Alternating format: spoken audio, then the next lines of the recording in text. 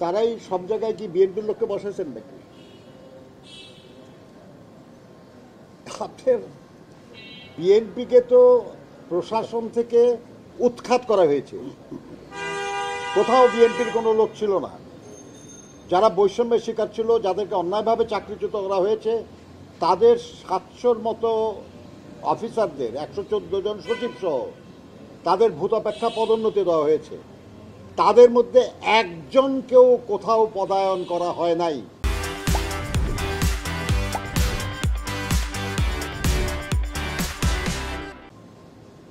তাহলে বিএনপির লোককে বসানো হলো কোথায় বলেন?